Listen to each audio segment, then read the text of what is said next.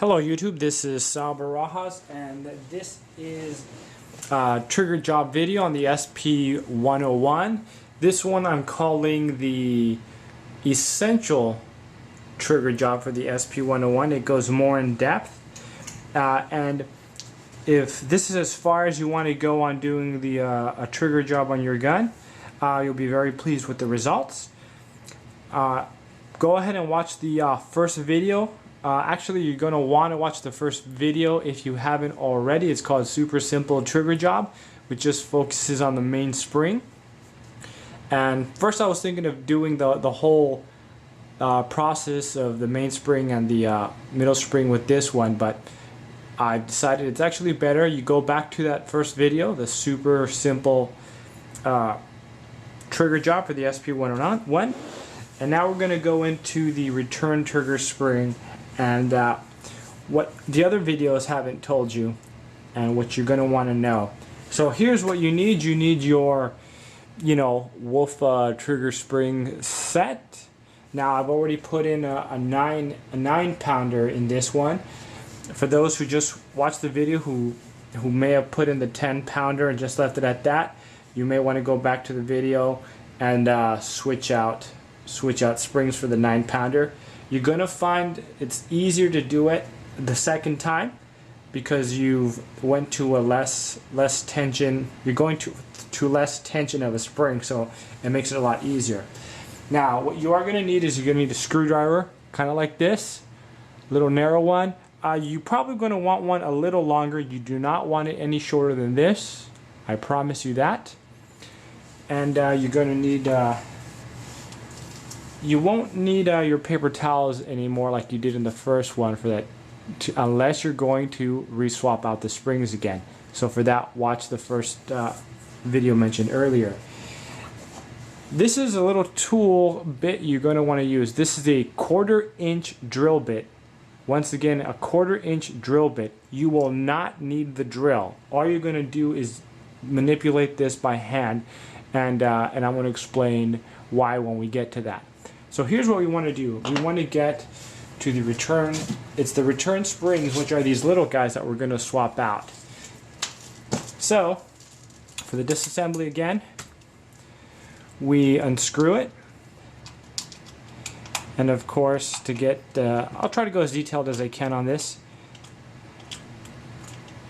like I did in the first video. As far as the disassembly, you unscrew that bit, face the gun in this direction, grab onto the rubber parts here, give it a little twist, and it should pop out those panels. There's one here. Flip it over, twist it. Careful, there's a little metal piece tool there you don't want to lose. You drop that into your hand. You can actually use that to push out this little metal stud here. And you're going to push out that metal stud or else you won't be able to get that grip off at all. Place that to the side here. And then you just slide out your grip, or if it's brand new, you might have to pull it out there and slide it off, but it'll come off.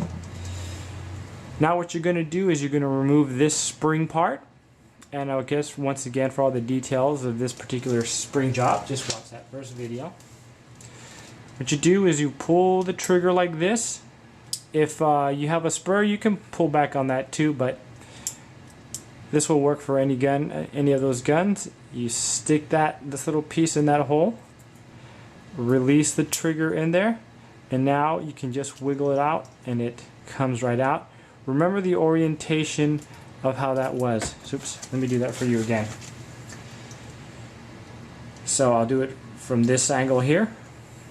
Notice how it kind of slopes right there, and then the fangs, as you can see, are in that direction. So this is how we're going to reinsert it again when it comes to reassembly. So we'll take that out for now.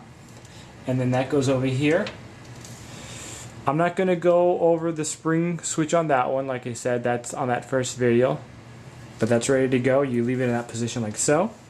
Now what you're going to do is you're going to get into this part.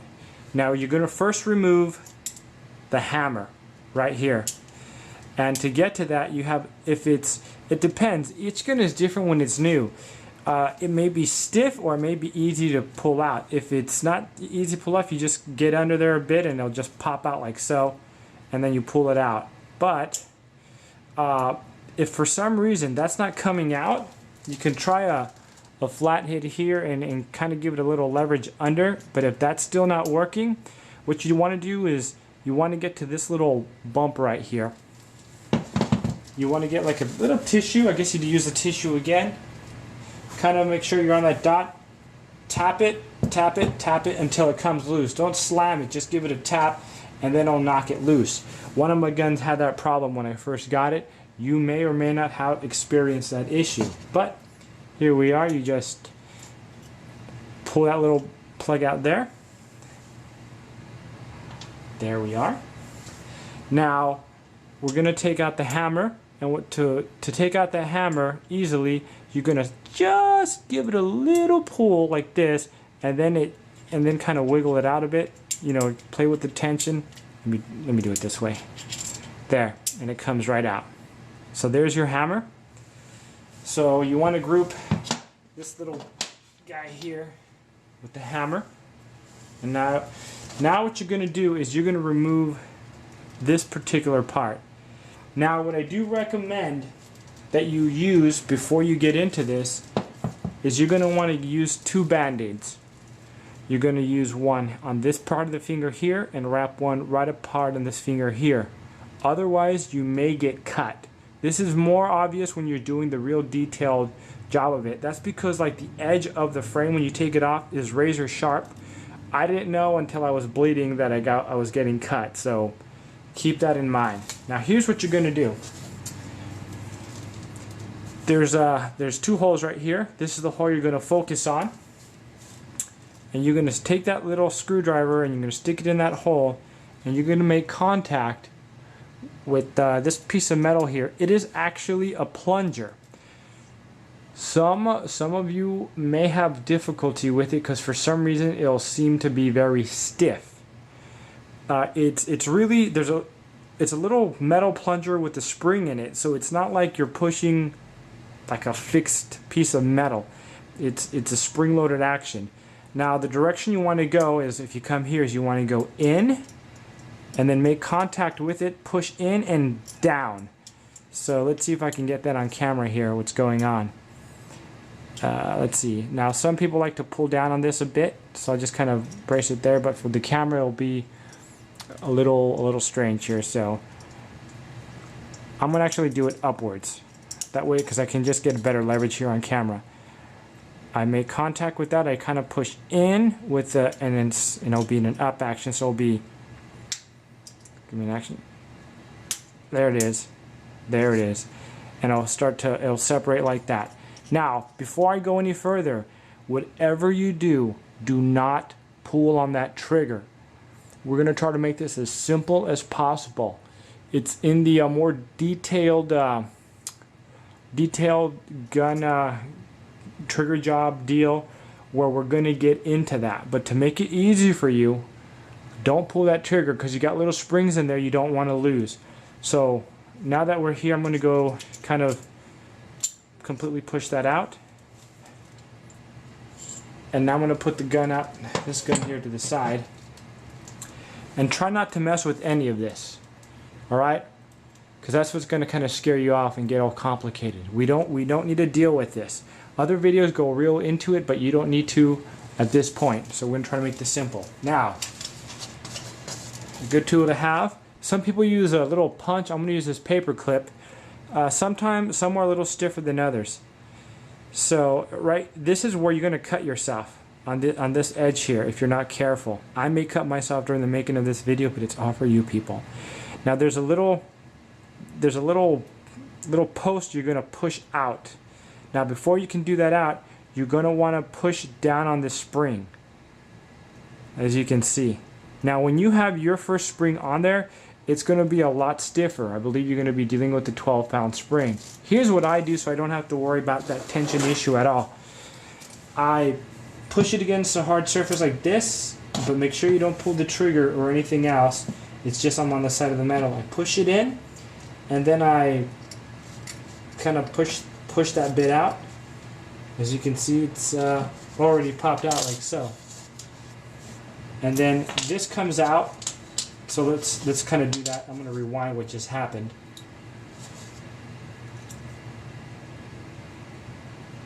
So that comes out. Then you pull out the plunger. As you can see, it's like a hollow cylinder. Place that there. And this is the spring you're going to swap out. You're going to go into your kit, grab a 9-pound spring or a 10-pound spring. Now, if you want to stick with the 10-pound mainspring, then I would recommend you put in the 10-pound return spring to get a more even pull from start to finish. If you're going to go with the 9-pound mainspring, then you want to go with the 8-pound spring. And that's just from my experience. I found that you get better, more even pulls that way. Now, then you put that to the side here. Now, what you want to do is you want to get, if it hasn't come out already, reach into that hole and you're going to pull the rest of the assembly out, which is this little part here, the black back plunger. Now, here's where the screw bit comes in. Some people start out with the 9-pound spring, the 8-pound return spring, but they go back to the 10 because they feel there's some kind of a not so much a bit of a slowed trigger return. And this is the thing that they need to do. They need to get this drill bit and they need to put it in this hole and spin it out, because when you do this, you'll feel that there's some rough edges and rough burrs in there, and that's what causes the return spring to hang up. You'll also notice it creates a little drag when you're pulling the trigger. So this is something a lot of people overlook. I do not overlook this at all. You pick this up for a couple bucks, well worth it, because you'll notice a huge difference as opposed to just switching out the springs. So you do this till you get it nice and smooth. I've already done it. This is just for show. Now what I do at this point is I put a gun oil in there or some kind of a lube. I use this one's called Slip 2000. It's actually really good. It's real slippery. It's proven to work in all conditions. This is not meant to be a plug, but it's good stuff because I guess it works in all weathers. I mean, I'm in San Diego, so it's always sunny, so what are you going to do? Now you've done that, you've lubed it up inside, so now that part is nice and smooth. Now you also, what I also recommend is, you get a tissue and your oil, and you just kind of rub to the side here. If for some reason you feel like it has some burrs, then you might want to go with your fine-grained sandpaper of 1800, 2000, or 3000, which you find at a hobby store. And this is the back plunger here. And you just, since that's already oiled up, you know what, I might as well go through the motions on that one. You just drop that in there, a little oil in there, and then this slides in there nice and easy. Also, you know what? Here's something else you might want to do since we're here, for the sake of completeness. You might get a Q-tip or a paper towel, lube that up in there. I think a Q-tip is the best way to go. And just kind of work it in there, polish it up in there so it's nice and smooth. Then drop a couple drops of oil in there. Then you drop that sucker in there. And now you've put in your new spring. You place that in there too. Smoothing out the inside of that reduces the drag in between the springs and stuff. And then same thing, you get your Q-tip here, smooth it out. Then you drop in your oil lube in there. Now when you go ahead and you put this plunger back in, you want to put it in the right orientation, which is, hope we can get that, which is like this. A flat side there. And now what you're going to do, I guess you can push with your finger, but it's just so much easier to push it against the solid surface. You get your little piece of metal here, and you just push that back in. Hold on a second, I have a little difficulties here on camera. Here, I'll go ahead and I'll do this by hand, I guess. I prefer not to, but I push in, Oops, you gotta make sure that's in the right position. I push that in, and now you should be able to get that stick all the way in. What's going on here? Look at this. So even the best of us have issues. I'm gonna go ahead and stick this in there just to make sure it can go all the way through. Yes, I can. Oh, I see what's happening, I think. I see. Push in, and now I'm gonna come in. Okay, if for some reason you can't go in that direction, this is why we're here. Try it from the other side. So I'm going to go ahead and push it in, and I should hopefully be able to get it in through here now. Yeah, there we go. Presto. Now we're in business. Why I don't like pushing it in with my fingers is because you kind of get this indentation, and you kind of feel it for a day or two, and I don't like that. So, but there it is. I suffered for you people. Alrighty. Now we're gonna reassemble it. Now here's what you got to do. So you got, this is your pawl and this is your transfer bar. Do not pull that trigger, but you can push this up a bit like so. The transfer bar. You're gonna get your gun. Also be aware of these edges too, because they are sharp. You're gonna insert this like this, and here's what you got to watch out for. This transfer bar, when you're putting it in here, it may get hung up on the inside wall, which you can't see. I got some shims in here, but we're not going to cover that in here. I just want to make sure I get everything lined up for this particular video. Hold on a sec. You know what? I'm going to go ahead and pull out those shims right now, and then we'll just cover that in my next video. So here we go again. This goes in here in this angle, and if you can't get it right, you just kind of you adjust these until you get it in, and then now you're kind of lined up. And what you're going to do is you're going to put your thumb on here to brace it. You're going to get your little screwdriver, and you're going to push on there, push down, and it should, in a perfect world, it would insert all the way in. But as you can see, it did not. And this is what you need to look out for. This is what they don't. You know, I had to figure out myself. What happens is the transfer bar, if you can kind of see in there, let's see if you can see that in there, is stuck. You know what? I'm gonna swing the lights around here, see if I can get a good shot in there. Oops. Let me get that from the distance. There we go. I think we got it right there. You can see it's stuck along this wall over here where this finger is on. So what you're going to do is you're going to get your little screwdriver, just get onto the side of it a bit and just push it in this direction. And it's that easy. It's really that easy. And then you'll notice that it clicks in after that. So you're set to go. So those are the things you'll find out on reassembly. But it's an easy fix, as you can see.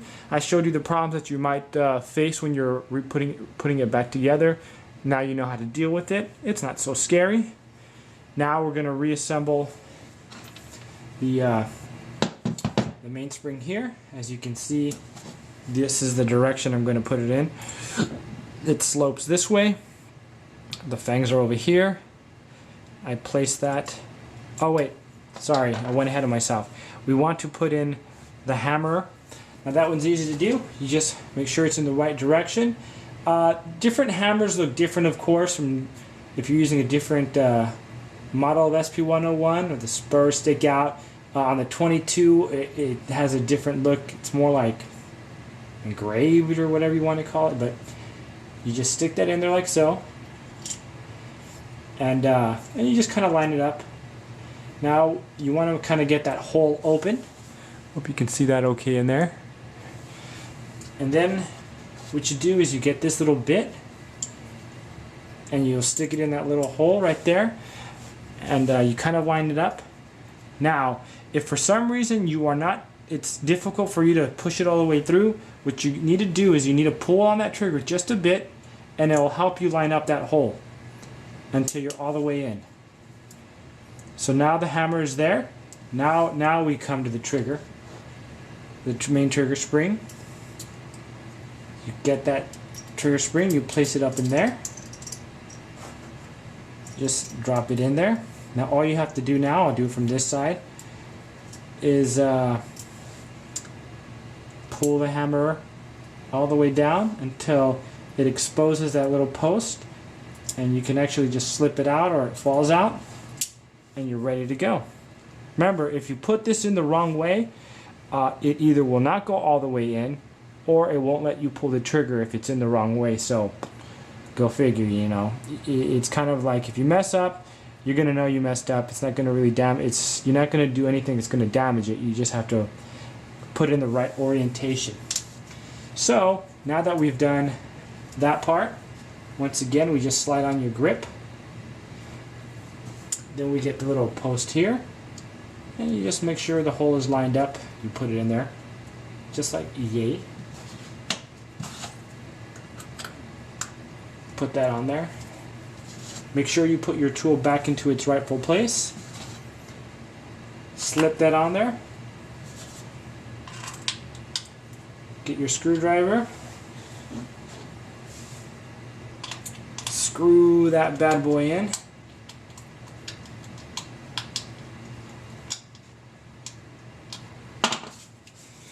And now you got your essential trigger job completed. As you can see, I have no hesitation on my return spring at all. Now in real life, this is a 357. I would never pull the trigger that fast because just the recoil wouldn't, you know, let me. If I was to pull it as fast as I want with the recoil, then the bullets would be spraying everywhere. So, but it's nice to know that you can do that in your practice session. So I hope that is helpful to people.